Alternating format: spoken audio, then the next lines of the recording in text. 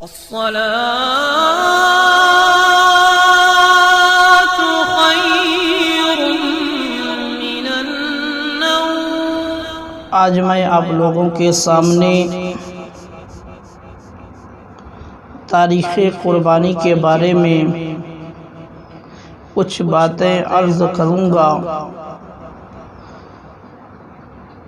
خطبہ مسنونہ کے بعد میں نے جس آیت کریمہ کی تلاوت کرنے کا شرف حاصل کیا ہے، اللہ تعالیٰ نے قرآن مجید کے اندر ارشاد فرمایا، اِنَّا أَعْطَيْنَاكَ الْكَوْثَرَ فَصَلِّ لِرَبِّكَ وَانْحَرْ إِنَّ شَانِئَكَ هُوَ الْأَبْتَرُ۔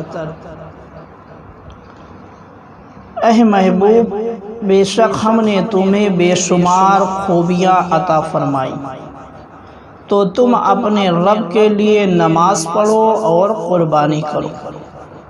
بے شک جو تمہارا دشمن ہے وہی ہر خیر سے محروم ہے۔ میرے مسلمان بھائیوں، اس صورت میں اللہ تعالیٰ نے سب سے پہلے اس بات کا ذکر فرمایا کہ ہم نے نبی اکرم صلی اللہ تعالی علیہ وآلہ وسلم کو بے شمار خوبیاں عطا فرمائیں، اور پھر اللہ تعالیٰ نے اپنے محبوب کو حکم دیا کہ میرے لیے نماز پڑھیں اور قربانی کریں۔ یعنی اللہ تعالیٰ نے سب سے پہلے جو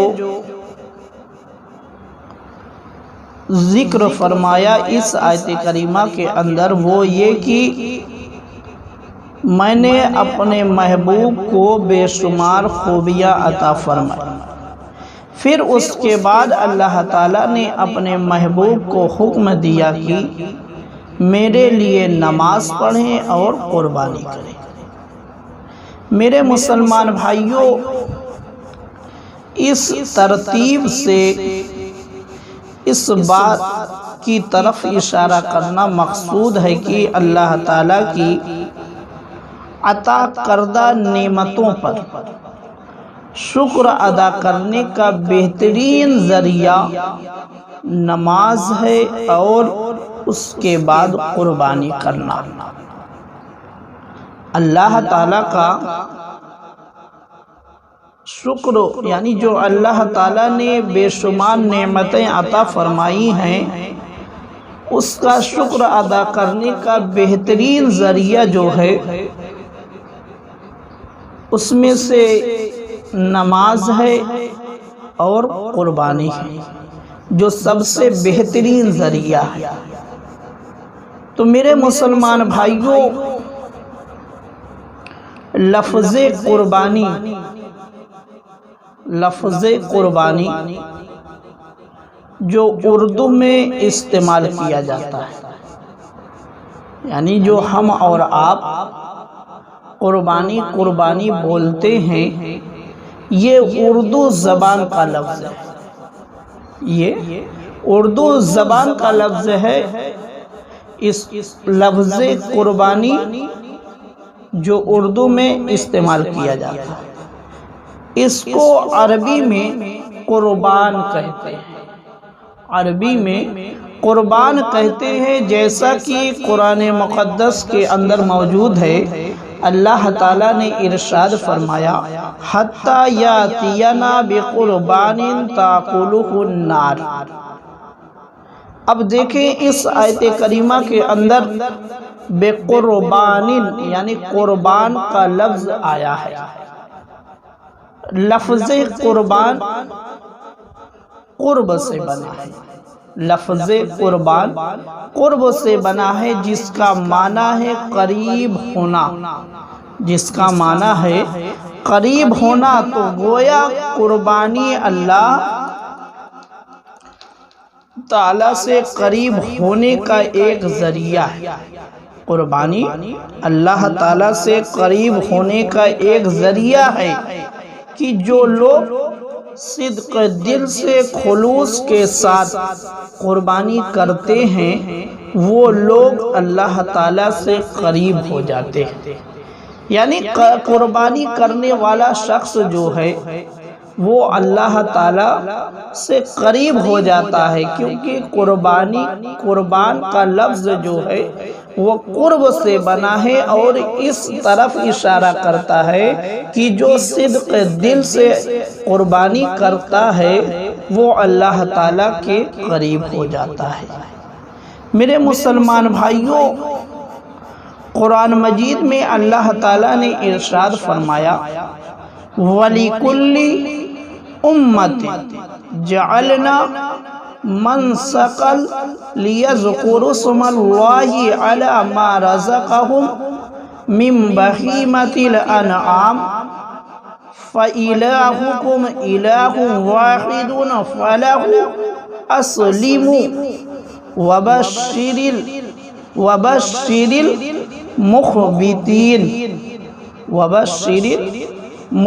الْمُخْبِتِينَ۔ یعنی اللہ تعالیٰ نے اس آیت کریمہ کے اندر ارشاد فرمایا اور ہر امت کے لیے ہم نے ایک قربانی مقرر فرمائی۔ اللہ تعالیٰ نے بتایا کہ ہر امت کے لیے ہم نے ایک قربانی مقرر فرمائی تاکہ وہ اس بات پر اللہ کا نام یاد کرے کہ اس نے انہیں بے زبان چوپاؤں سے رزق دیا۔ جو تمہارا معبود ایک معبود ہے تو اسی کے حضور گردن رکھو اور عاجزی کرنے والوں کے لیے خوشخبری سنا دو۔ میرے مسلمان بھائیوں، اس آیت کریمہ سے پتہ چلا کہ اللہ تعالیٰ کی بارگاہ میں قربانی پیش کرنے کا رواج بہت پہلے سے چلا آ رہا ہے۔ قربانی بہت پہلے سے ہو رہی ہے، مگر میرے مسلمان بھائیوں، اسلام کے آنے سے پہلے اس کی صورت جو ہے دوسری تھی۔ معلوم یہ ہوا اس آیت کریمہ سے کہ قربانی کا جو یہ طریقہ، جانور کو اللہ کی راہ میں قربان کرنے کا جو طریقہ ہے، یہ بہت پہلے سے یعنی بہت ہی قدیم یہ طریقہ ہے کہ بہت پہلے سے لوگ اللہ کی راہ میں جانوروں کی قربانی پیش کیا کرتے تھے، مگر اسلام سے پہلے جو طریقہ تھا وہ کچھ اور تھا۔ اسلام کے آنے کے بعد جو طریقہ ہے قربانی پیش کرنے کا وہ اور ہے۔ پہلے والے وہ اس طور پر قربانی جو ہے کرتے تھے کہ اللہ تعالیٰ کی بارگاہ میں مقبول ہونے کے لیے وہ قربانی اپنے جانور کو لے جا کر ایک میدان میں رکھ دیتے تھے اور آسمان سے ایک سفید رنگ کی آگ آتی تھی، اور جس کی قربانی مقبول ہو جاتی بارگاہ رب میں، وہ آگ اس کے جانور کو جلا کر ختم کر دیتی تھی۔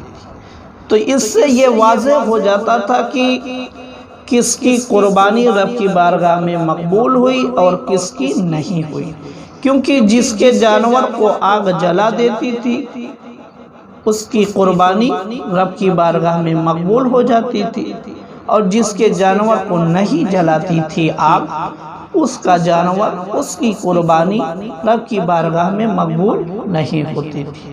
تو اس سے واضح ہو جاتا تھا، ہر کوئی جان جاتا تھا کہ فلاں کی قربانی جو ہے رب کی بارگاہ میں مقبول ہو گئی۔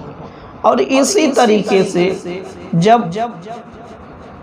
پہلے کے لوگ آپس میں کسی بات پر اختلاف کر جاتے تھے اسلام کے آنے سے پہلے، تو حق اور باطل میں فیصلہ کرنے کے لیے بھی وہ لوگ اس طریقے کو اپناتے تھے کہ رب کی بارگاہ میں قربانی دے کر، تاکہ یہ معلوم ہو جائے کہ کون حق پر ہے اور کون باطل کی طرف ہے۔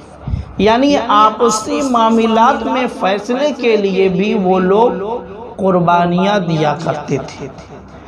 اسی طریقے سے اپنے جانور کو لے جا کر میدان میں رکھتے اور آسمان سے آگ آتی، جس کے جانور کو جلا دیتی وہ حق پر ہوتا، اور جس کے جانور کو نہیں جلاتی تھی وہ باطل پر ہوتا، یعنی وہ غلط ہوتا۔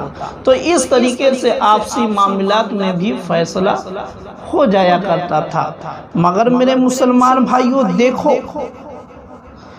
جب اسلام آیا تو اب اسلام کے اندر جو قربانی کا طریقہ ہے وہ کچھ اور ہے۔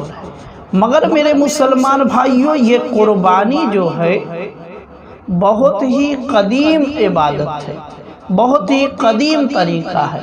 یہاں تک کہ کتابوں کے اندر ملتا ہے کہ پہلی قربانی جو ہے وہ حابیل نے اور قابیل کے درمیان ایک مسئلے پر پیش کی گئی تھی۔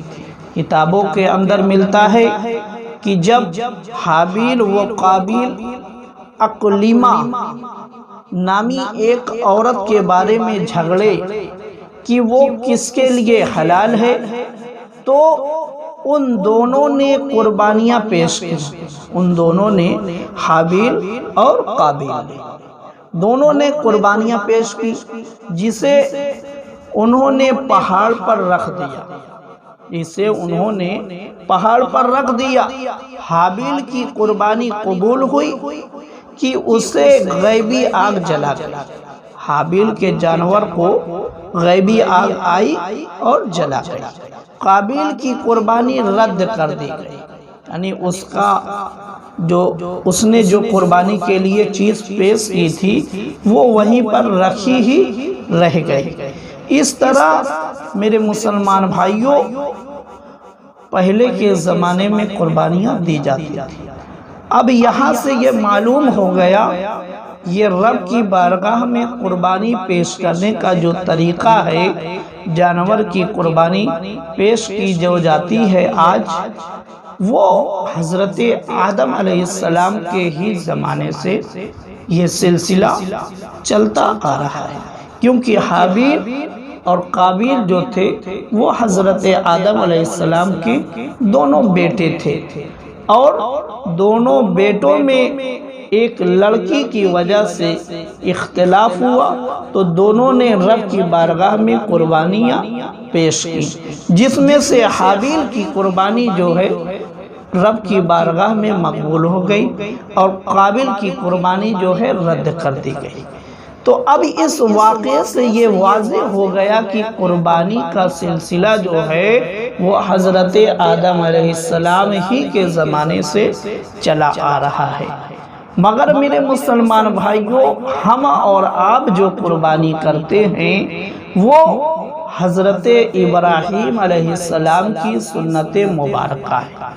وہ حضرت ابراہیم علیہ السلام کی سنت مبارکہ ہے کہ حضرت ابراہیم علیہ السلام نے اپنے بیٹے حضرت اسماعیل علیہ السلام کے عوض میں جو دمبا قربان کیا تھا، اسی سنت کو ہمیشہ زندہ رکھنے کے لیے اللہ تعالیٰ نے اپنے محبوب کو بھی حکم دیا کہ اے محبوب، آپ ابراہیم کی سنت پر عمل کر کے اپنی امتیوں کو بھی یہ سبق دیں کہ وہ قربانی رب کی بارگاہ میں کریں، قربانی رب کی بارگاہ میں پیش کریں۔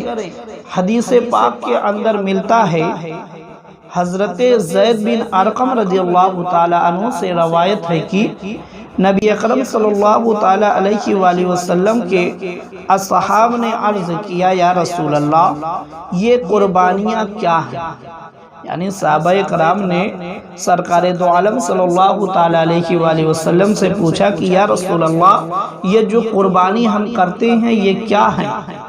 تو حضور صلی اللہ تعالی علیہ وآلہ وسلم نے فرمایا، تمہارے باپ ابراہیم علیہ السلام کی سنت ہے، میرے آقا نے اس حدیث پاک کے اندر واضح کر دیا کہ اے میرے صحابیوں، جو تم قربانی کرتے ہو یہ تمہارے باپ حضرت ابراہیم علیہ السلام کی سنت ہے۔ اب دیکھو میرے مسلمان بھائیوں، صحابہ کرام نے پوچھا کہ یا رسول اللہ ہمارے لیے اس میں کیا ہے، یعنی جو ہم قربانی کرتے ہیں اس میں ہم کو کیا ملتا ہے، اس کا کیا بدلہ ملتا ہے؟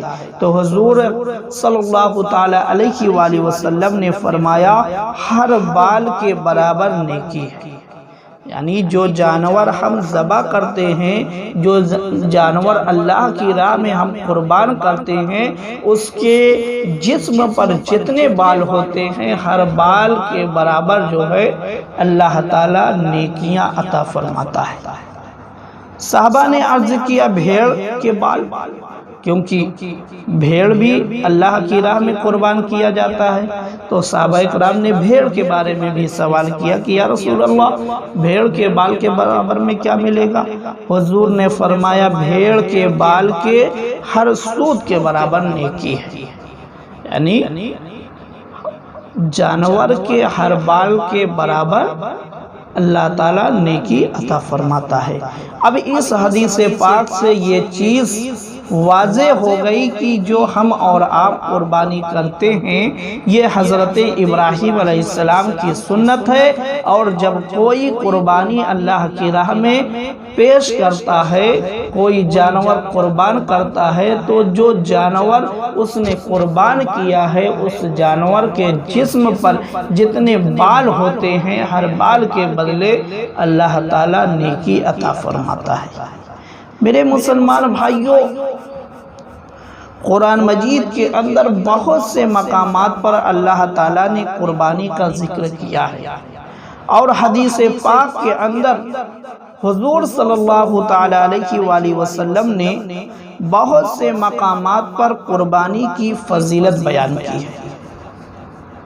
حدیث پاک کے اندر میرے آقا نے بہت سے مقامات پر قربانی کی فضیلت بیان کی ہے۔ میرے آقا سرکار دو عالم صلی اللہ تعالی علیہ وآلہ وسلم نے ارشاد فرمایا قربانی کرنے والے کو قربانی کے جانور کے ہر بال کے بدلے میں ایک نیکی ملتی ہے۔ ایک دوسری حدیث پاک کے اندر ملتا ہے جس نے خوش دلی سے طالب ثواب ہو کر، یعنی ثواب کی طلب میں قربانی کی، تو وہ آتش جہنم سے حجاب ہو جائے گی۔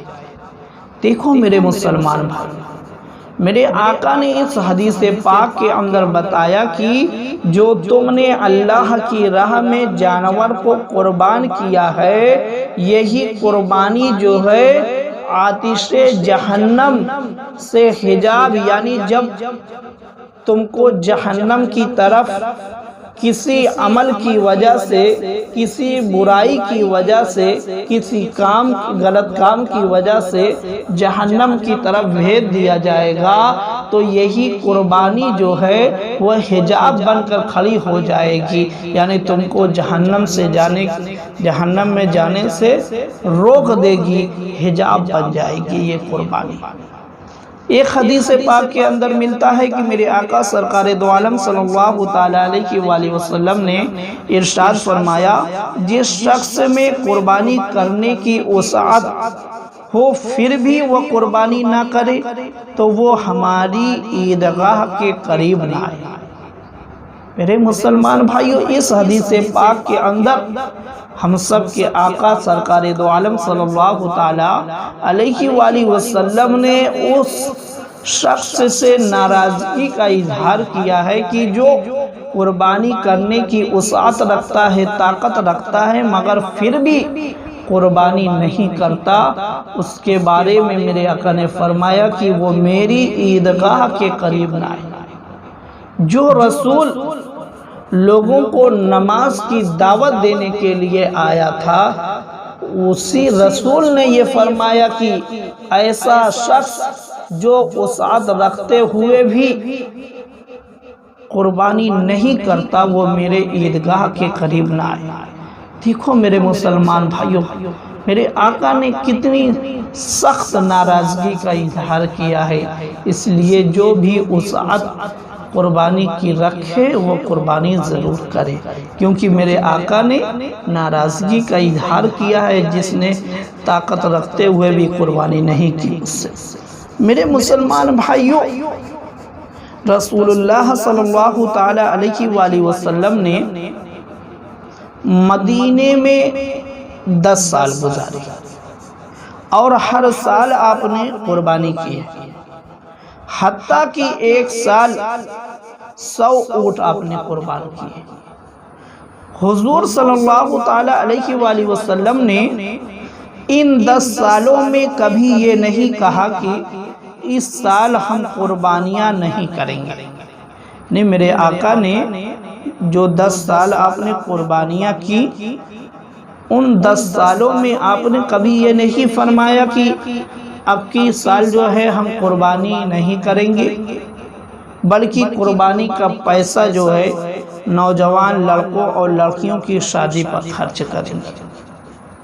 میرے مسلمان بھائیوں، دیکھو، اگر قربانی کے جانور ذبح کرنے کے بجائے نوجوان لڑکوں اور لڑکیوں کی شادی پر پیسہ خرچ کرنا قربانی سے افضل ہوتا تو نبی کریم صلی اللہ تعالی علیہ وآلہ وسلم ضرور اس کا حکم دیتے، مگر آپ نے تو شادی کی استطاعت یعنی طاقت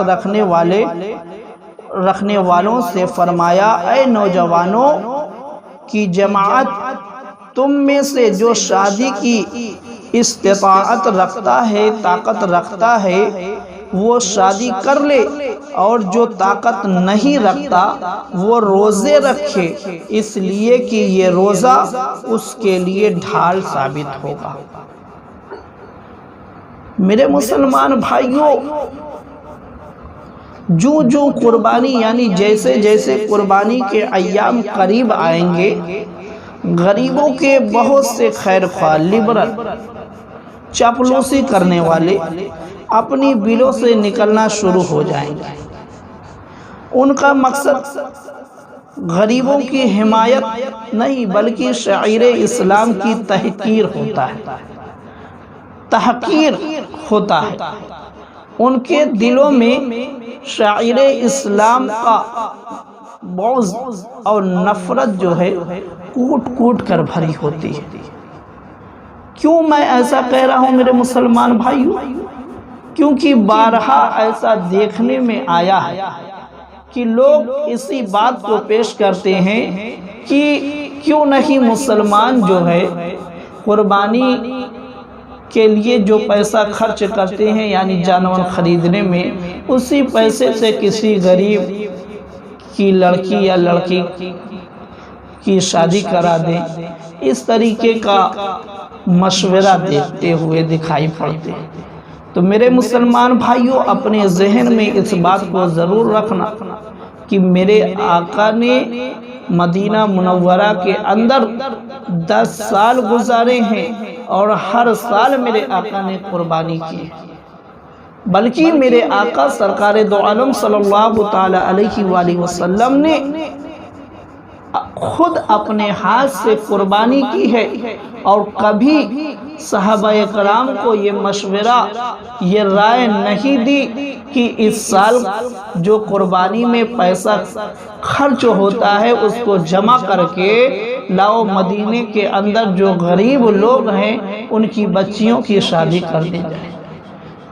میرے مسلمان بھائیوں، پوری 10 سالہ ظاہری زندگی میں آپ کہیں پر بھی یہ بات نہیں پائیں گے، یہ بات نہیں پائیں گے کہ میرے آقا نے یہ فرمایا ہو، میرے آقا نے یہ مشورہ دیا ہو، میرے آقا نے یہ حکم دیا ہو۔ وہ زمانہ تو ایسا زمانہ تھا کہ میرے مسلمان بھائیوں، حدیث پاک کے اندر ملتا ہے، صحیح بخاری شریف کے اندر ایک حدیث ہے کہ رسول اللہ صلی اللہ تعالی علیہ وآلہ وسلم صحابہ اکرام کے ساتھ ایک مجلس میں تشریف فرما تھے۔ ایک عورت آئی اور اس نے اپنا نفس رسول اللہ صلی اللہ تعالی علیہ وآلہ وسلم کے سپرد کر دیا کہ یا رسول اللہ صلی اللہ تعالی علیہ وآلہ وسلم، آپ جہاں چاہیں میری شادی کرا دیں۔ اب اسی مجمع میں ایک غریب کنوارے صحابی وہاں موجود تھے۔ انہوں نے کہا کہ یا رسول اللہ صلی اللہ تعالی علیہ وآلہ وسلم، اس کی شادی آپ مجھ سے کر دیجئے۔ رسول اللہ صلی اللہ تعالی علیہ وآلہ وسلم نے پوچھا، تمہارے پاس اسے حق مہر دینے کے لیے کچھ ہے؟ میرے آقا نے اس صحابی سے پوچھا کہ تم اگر اس عورت سے شادی کرنا چاہتے ہو تو تمہارے پاس کچھ ہے کہ جس سے اس کی مہر ادا کر سکو؟ انہوں نے کہا کہ میرے پاس کچھ نہیں ہے۔ اس صحابی رسول نے کہا کہ میرے پاس کچھ نہیں ہے۔ حضور صلی اللہ تعالی علیہ وآلہ وسلم نے فرمایا کہ جاؤ، اگر لوہے کی انگوٹھی ہی مل جائے تو لے آنا، ہم وہی مہر بنا کر اس کا نکاح تجھ سے کر دیں گے۔ یعنی میرے آقا نے اس صحابی کو حکم دیا کہ جاؤ اپنے گھر اور تلاش کرو، کوئی چیز اگر مل جاتی ہے، یہاں تک کہ اگر لوہے کی انگوٹھی ہی مل جائے تو لے آؤ، اسی کو مہر بنا کے جو ہے اس عورت کے ساتھ تمہارا نکاح کر دیا جائے گا۔ وہ صحابی اپنے گھر گئے، مگر غربت کا یہ عالم تھا کہ گھر سے لوہے کی ایک انگوٹھی بھی نہ ملی۔ غربت کا یہ عالم تھا کہ گھر کے اندر ایک لوہے کی انگوٹھی بھی نہیں ملی۔ انہوں نے رسول اللہ صلی اللہ تعالی علیہ وآلہ وسلم کے دربار میں آ کر عرض کیا، یا رسول اللہ، میرے پاس کچھ نہیں ہے، اگر میرے پاس کچھ ہے صرف یہی ایک چادر ہے، صرف یہی ایک چادر ہے، اس میں سے آدھی میں مہر میں اسے دے دیتا ہوں۔ یعنی اس صحابی نے کہا کہ یا رسول اللہ، میرے پاس صرف یہی ایک چادر ہے اور میں اس چادر کا آدھا حصہ جو ہے مہر کے لیے دینے کے لیے تیار ہوں اور آدھا خود اپنے پاس رکھ لیتا ہوں۔ تو دیکھو میرے مسلمان بھائیوں، رسول اللہ صلی اللہ تعالی علیہ وآلہ وسلم نے فرمایا وہ آدھی نہ آپ کے کسی کام آئے گی اور نہ اس کے کام آئے گی۔ یعنی جب ایک چادر کو دو ٹکڑے کر دیا جائے گا تو ایک چادر میں کتنا ہی کپڑا آئے گا۔ تو میرے آقا نے فرمایا کہ آدھے سے نہ تم کو کوئی فائدہ حاصل ہو پائے گا نہ اس عورت کو۔ وہ صحابی خاموشی سے ایک طرف بیٹھ گئے، تھوڑی دیر بیٹھے رہے، پھر اٹھ کر جانے لگے تو رسول اللہ صلی اللہ تعالی علیہ وآلہ وسلم نے ان کو بلا کر پوچھا، تمہیں قرآن میں سے کچھ یاد ہے؟ میرے آقا نے اس صحابی سے پوچھا کہ قرآن مجید کی کچھ سورتیں تم کو یاد ہیں؟ انہوں نے کہا کہ یا رسول اللہ صلی اللہ تعالی علیہ وآلہ وسلم، مجھے فلاں سورتیں یاد ہیں۔ اب دیکھو میرے مسلمان بھائی، حضور صلی اللہ تعالی علیہ وآلہ وسلم نے فرمایا کہ میں نے ان سورتوں کے عوض تمہارا نکاح اس سے کر دیا، یعنی وہ سورتیں تم اسے یاد کروا دینا۔ یعنی جو سورتیں تم کو یاد ہیں وہ سورتیں اس عورت کو بھی یاد کرا دینا، یہی تمہارے نکاح میں جو مہر مقرر ہوئی ہے یہی ہوا۔ اب دیکھو میرے مسلمان بھائیوں، اس حدیث پاک سے اندازہ لگایا جا سکتا ہے کہ دور نبوت میں صحابہ کرام کی غربت کا کیا عالم تھا۔ ایک صحابی کے پاس حق مہر دینے کے لیے جو کہ فرض تھا، ایک لوہے کی انگوٹھی بھی نہیں تھی۔ ایک لوہے کی انگوٹھی بھی نہیں تھی، چاندی اور سونا تو دور رہا، چاندی اور سونا دور رہا۔ ایسا ماحول تھا، ایسی غربت تھی لوگوں کے بیچ، صحابہ اکرام کے درمیان، یعنی صحابہ اکرام غربت کے حالات سے جو ہے گزر رہے تھے۔ ایسے وقت میں بھی میرے آقا نے صحابہ اکرام کو یہ مشورہ نہیں دیا کہ جو ہے پیسے کو جمع کر کے قربانی کے بجائے بچیوں کی شادی کی۔ آج کا زمانہ تو بہت ہی ترقی یافتہ زمانہ ہے، ہر کسی کے پاس جو ہے پیسہ ہے، گاڑی ہے، مال ہے اور تمام چیزیں ہیں۔ تو میرے مسلمان بھائیوں، معلوم یہ ہوا کہ جو ایسا مشورہ آج کے دور میں دیتے ہیں لبرل طرح کے چاپلوسی کرنے والے، وہ غریبوں کی حمایت میں یہ مشورہ نہیں دیتے، یہ بات غریبوں کی حمایت میں نہیں بولتے ہیں، بلکہ شاعر اسلام کی دشمنی میں ان کی زبان کھلتی۔ یعنی ان کو یہ چیز جو اسلام نے قربانی کا ایک تصور دیا ہے مسلمانوں کو، وہ مسلمانوں کو اس تصور سے دور کرنا چاہتے ہیں اور نوجوانوں کے ذہن میں یہ بٹھانا چاہتے ہیں کہ یہ قربانی کا جو اسلام کے اندر ایک سلسلہ ہے، یہ اچھا سلسلہ نہیں ہے، یہ اچھا طریقہ نہیں ہے، بلکہ اس کے بجائے پیسہ جو ہے غریبوں میں خرچ کیا جائے۔ تو میرے مسلمان بھائیوں، ہمیشہ اپنے ذہن میں اس بات کو رکھنا ضرور کہ جو اس طریقے کے لوگ تم کو مشورہ دینے والے مل جاتے ہیں، ان سے ہمیشہ دور رہنا۔ جو واقعہ میں نے آپ کو سنایا ہے، اس طریقے کا واقعہ جو ہے کتب احادیث میں، یعنی ایسی غربت کے بے شمار واقعات ملتے ہیں۔ حدیث کی کتابوں کے اندر ایسے بہت سے واقعات ملتے ہیں۔ اب اس حدیث پاک کے ضمن میں جو ہے چند مسائل آپ سن لیں۔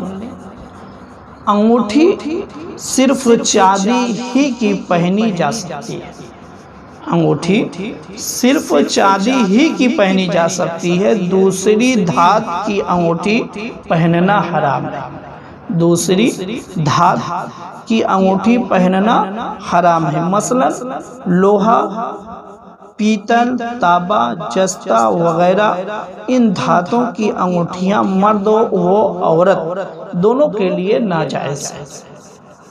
مرد کو زیور پہننا مطلقاً حرام ہے، صرف چاندی کی ایک انگوٹھی جائز ہے جو وزن میں 4.5 ماسہ سے کم ہو، اور سونے کی انگوٹھی بھی حرام ہے۔ میرے مسلمان بھائیوں، اس حدیث پاک سے حضور صلی اللہ تعالیٰ علیہ وآلہ وسلم، یعنی جو حدیث پاک میں نے بیان کی، حدیث پاک جو واقعہ آپ کو میں نے سنایا، اس حدیث پاک سے حضور صلی اللہ تعالیٰ علیہ وآلہ وسلم کا اختیار بھی پتہ چلا کہ حضور صلی اللہ تعالیٰ علیہ وآلہ وسلم جس کے لیے چاہیں جو قانون بناتے ہیں۔ حدیث میں ذکر کردہ چیزیں صرف انہی صحابی کے لیے تھی، یعنی جو میرے آقا نے لوہے کی انگوٹھی کا ذکر کیا ہے، اور جو صورتوں کے بدلے میں جو صورتوں کو میرے آقا نے مہر مقرر کیا ہے، یہ میرے آقا نے اپنے اختیار کو ظاہر کیا، یعنی میرے آقا نے صرف یہ قانون جو ہے انہی صحابی کے لیے بنایا، اور قیامت تک ایسا کوئی نہیں کر سکتا۔ یعنی اب کسی مسلمان کو یہ اختیار نہیں ہے، کسی مسلمان کو یہ پاور نہیں ہے کہ وہ اس طریقے سے کسی کا نکاح کرا سکے۔ یہ پاور صرف میرے آقا کو تھا، یہ اختیار صرف میرے آقا کو تھا کہ میرے آقا نے ان صورتوں کو مہر مقرر کر کے اس صحابی کا نکاح کرا دیا۔ اور لوہا یا قرآن مجید کی صورتوں کے عوض اب کوئی مسلمان نکاح نہیں کر سکتا۔ میرے مسلمان بھائیوں، قربانی ایک عظیم عمل ہے جو اللہ تعالیٰ کے قرب کا ذریعہ ہے۔ شقوق و شبہات سے بچیے اور اللہ تعالیٰ کے دیے ہوئے مال میں سے اللہ کی راہ میں جانور ذبح کیجئے، اسی میں خیر و بھلائی ہے۔ وآخر دعوانا الحمدللہ رب العالمین۔ السلام علیکم ورحمۃ اللہ تعالیٰ وبرکاتہ۔